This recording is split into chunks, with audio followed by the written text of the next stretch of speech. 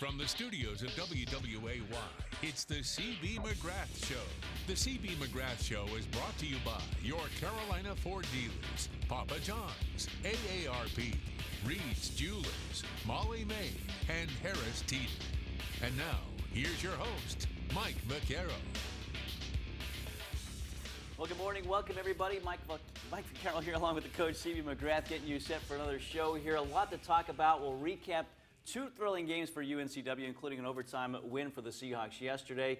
Also look ahead to two big games at home. The Seahawks in the midst of a three-game homestand right now. But, Coach, you look at your kids, in the last couple of weeks of basketball have been really good for you guys. You go 2-2 during that span, but close games galore, 3 overtime games as well. Your kids, would you say they've turned the corner right now in conference play? Well, I mean, they just keep fighting. They're battling every game. You know, there's some good times, some bad times throughout the course of the game, and we're just managing it all and got a bunch of different lineups in there with our foul trouble here and there. But they're doing a great job, obviously. You know, I think we're getting more active defensively, and then offensively we can't ever really get into a rhythm because of all the different lineups we have to use. But I'm just proud of their effort. I mean, in 4 games, 3 overtime games, and Charleston, we're down 2 with a minute to go. If we get a stop, you never know what might happen. Well, again, we talked about the practices you had, the defensive practices. Do you attribute that to what you've seen transpire since these last 4 games as well? Well, I think it's changed the mentality a little bit, and they realize how important defense is, as opposed to me just talking about it and not doing it every single day in practice for a majority of the practice time. I think that's really helped, and we're going to keep doing it. You know, I think just the defensive stations that we do day in and day out is the repetition the guys need. It's just like shooting. I mean, you know, the more repetitions you get, the more comfortable you feel. So I think the more repetitions we get with all different things, closeouts, box outs, guarding the ball, I do think it's helped. Well, we talk about defense, and that was certainly the emphasis going to Charleston on Thursday night. The first meeting between the Seahawks and the Cougars. And, Coach, you knew going into the preseason favorite, as you told your guys, it was going to take a man's effort down there. It didn't go your way, but certainly the effort was there for a nice comeback, almost win for UNCW. Yeah, no doubt. I mean, we essentially played one half, so I told them after the game. You know, we tried in the first half, but we didn't think we could get over the hump. And in the second half, we just came out with some pride. I said, at some point, you guys got to start having pride, and on the defensive end and just the effort. No matter where you play, no matter who you're playing, you got to draw a line in the sand and make a stand. And I think we did that in the second half. Obviously, made a great comeback because we made some shots. And we did get some stops. And, you know, sometimes when teams get a big lead, they stop playing for a little bit, and it's hard for them to get back in rhythm. But, you know, you cannot beat anybody in the CAA if you play one half, especially on the road at the team that's supposed to be the best in the conference. Yeah, down 17 at the intermission with the Seahawks. Comeback effort just fell a little bit short in that second half. Still a good game for the Seahawks. Let's take a look at our Harris Teeter highlights, the Seahawks and College of Charleston from Thursday night.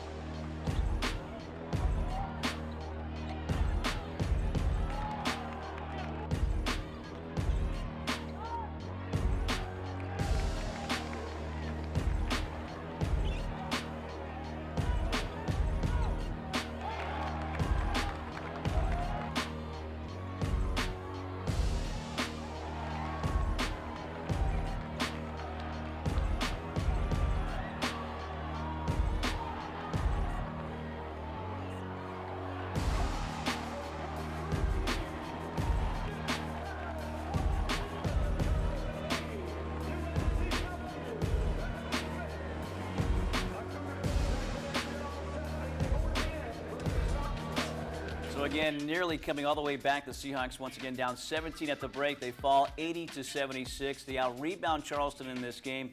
Both teams shoot in the 40s. The Seahawks 18 assists. That leads to 27 made baskets as well. And the big difference first half were the turnovers, coach, and then the defensive effort with them shooting a higher percentage. But you made those adjustments in that second half, and that gave you guys a chance in this game. Yeah, and the rebounding. I think we were getting out-rebounded at half, and we ended up out-rebounding by 8 in the game. So that rebounding is always important. I know I say it every week, every day, but that you get more opportunities. If you get offensive rebounds, you miss a shot, you get another chance if you get it, and obviously if you keep them off the boards, you have a better chance to have them not score.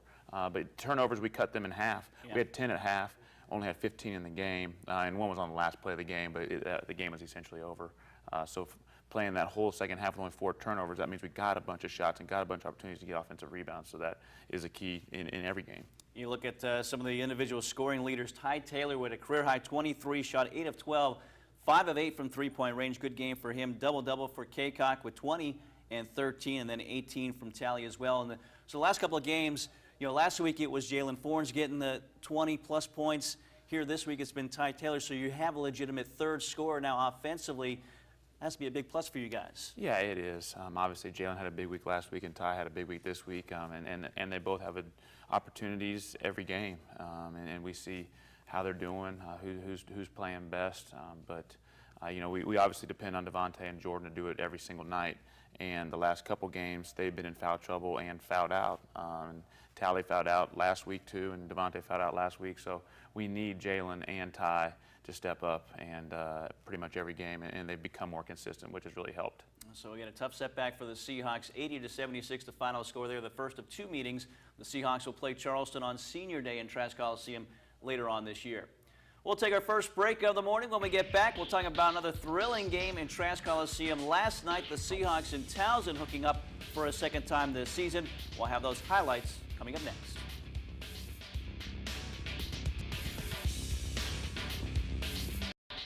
Last night, UNCW back in Trask Coliseum, the first of 3 straight home contests for UNCW as they take on Towson.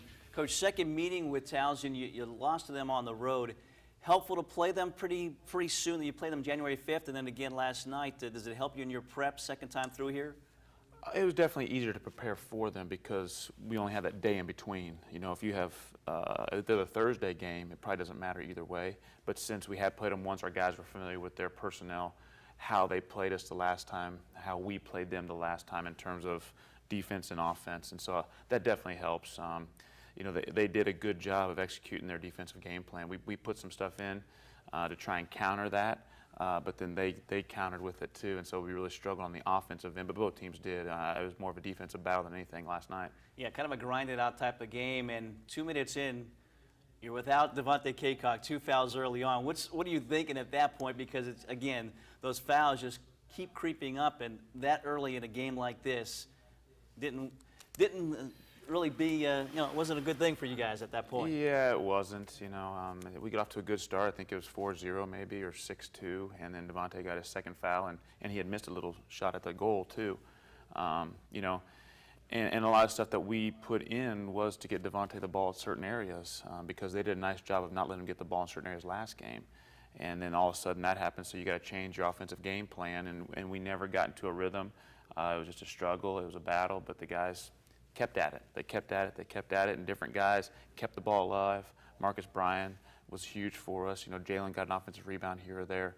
So it was a lot of guys that did a lot of good things, especially Jackie Brown coming off the bench. You know, the 2 freshmen, Jay and Jeffrey, struggled a little bit last night, and so I gave Jackie a chance, and then he played fearless.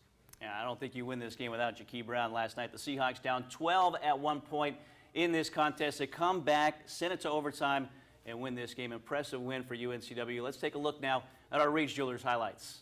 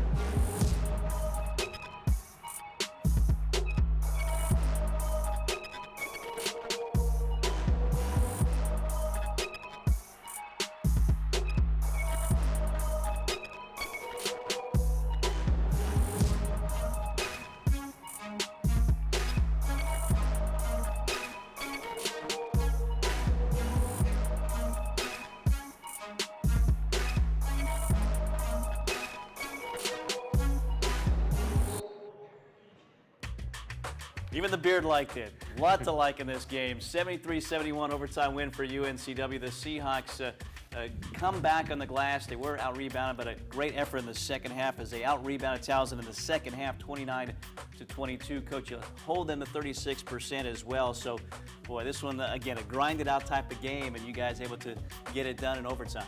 Yeah, the shooting percentages don't look great, but people made some big shots on both sides of the ball, and we got some big stops late. And it seems like the last 4 games, different guys have stepped up when we need them to. You know, no one knows who's going to be on the court at the end of the game.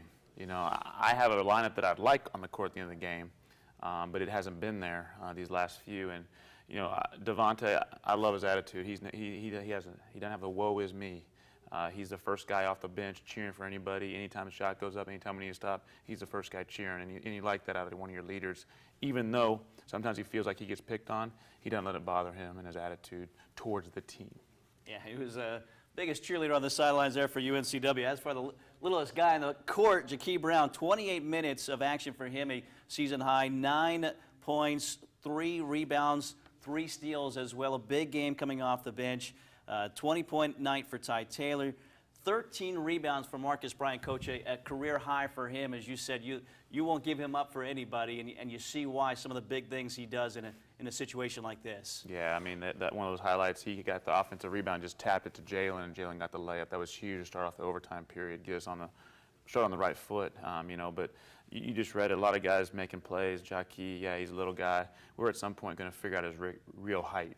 You know, I think they fudged a little bit on the roster because everybody's like, are you sure he's 5'10"? I was like, I don't know. But he played huge last night, and he played fearless. He came in, made a couple shots.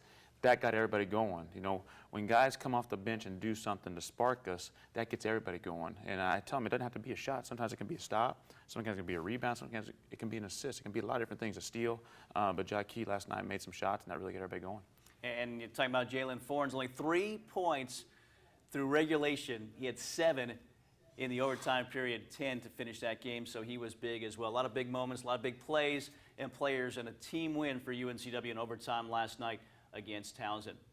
We'll take another break. When we get back, our player profile today is Daniel Etoroma. We'll introduce you to him when we get back. Stay with us.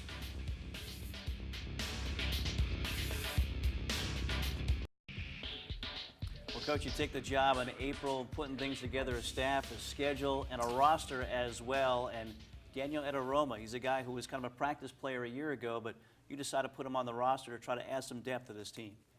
Yeah, I mean, he was there and he was around, and he's physical, he's a good athlete, and he was doing all the things in our workouts to impress us. And so we thought it was a no-brainer to have some extra guys on our roster, obviously, you know, because it was thin. We didn't know how many guys we'd find to be able to come in this year, and he's done a nice job for us all year. So again, it is Daniel Etoroma today, our player profile, and with that AARP player profile, here's Dustin Dorsey. Many casual UNCW fans may not recognize the name Daniel Etoroma, but he's actually been with this team since last year when he was a practice player for the Seahawks. This season, his role is beginning to change. Last year was a lot of learning experiences, and this year it's a lot of learning more of what players do and being a contributor more so than just a practice player. Etoroma's number hasn't been called much to help contribute on the court this season, but he continues to put in the work at practice and make an impact any way he can. I think that I can be used in many ways to help other players and also increase my ability in each area that I work on. His systematic approach to trying to improve and get better comes from another source. All these guys are student athletes, and Etoroma uses his major to help his game. I'm a chemistry major, and I play basketball. Not many people know that unless they read my bio or something. It's very difficult, but discipline will definitely help you with achieving what you want at both. Etoroma and this team wants to win. Through the early goings of the season, it's been hard to come by for UNCW, but Coach cb-mcgrath has created a culture where everyone knows things can turn around. I feel like this team has a winning attitude. We pay attention to all the things that the coaches tell us. We've been picking up very quickly on the offense that he's bringing, and I think it's a very good fit for UNCW, this coach. The opportunities for Etoroma may be limited this season as he works through his first full year as a member of this roster, but when that time comes, he has to be ready. It just means you have to be very, very attentive and make sure you pay attention to details that the coaches say, work hard, and make sure that you build chemistry with your teammates so that you can be on the floor with them and flow on the floor. I'm Dustin Dorsey, and you're watching the CB McGrath Show. Back now with this week's Play of the Week. So many big plays, important plays yesterday, but Jaquie Brown really stood out for UNCW coming off the bench. Some key plays, and here's one of those. It is our Play of the Week.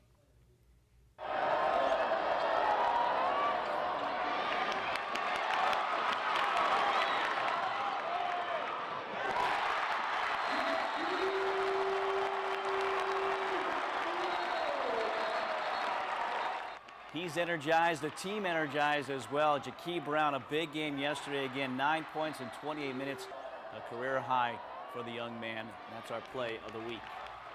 Time now as we take a look at this week's Molly Maid Glass Cleaner of the Week. Again, some different people to choose from, but certainly one that had a really good week was Marcus Bryan. He averaged 11 rebounds. You see 2.5 on the offensive end, 8.5 the defensive end, and coach a career high 13 yesterday. And just a presence of mind, that tap to Fornes tells you a lot about this young man. Yeah, he was huge. He made the big plays for us, and Jaquie did too. You know, that shot, I don't know, cut the lead to 4 maybe, and everybody got really excited. I just like seeing the bench reaction. Everybody really excited, and just feeling that energy. So there you see some of the rebounds as well from Marcus Bryan. Again, a good week for him. Big game yesterday, a glue guy, but starting to do a lot more than just be that glue guy for this team. He is this week's Molly Maid Glass Cleaner of the Week.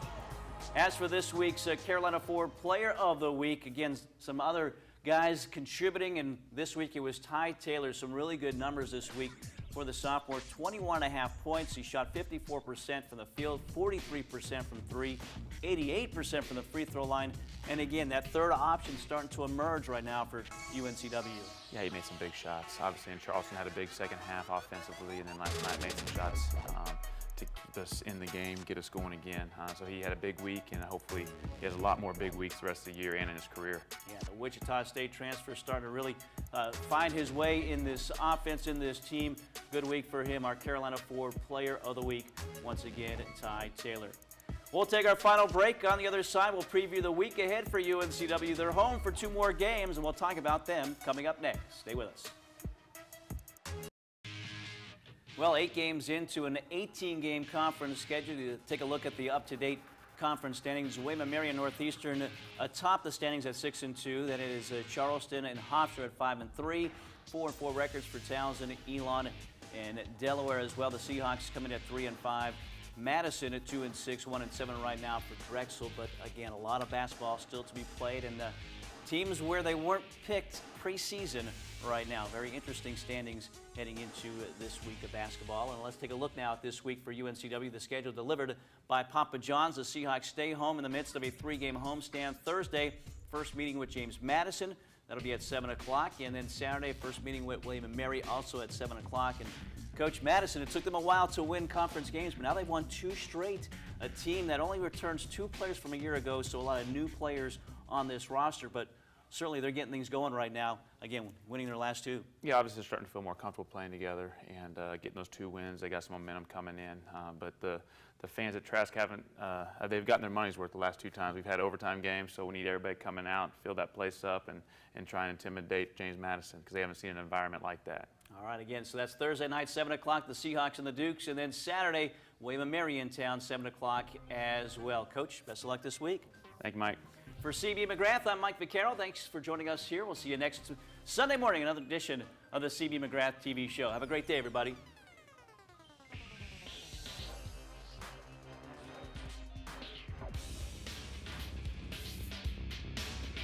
Show is brought to you by your Carolina Ford dealers, Papa John's, AARP, Reed's Jewelers,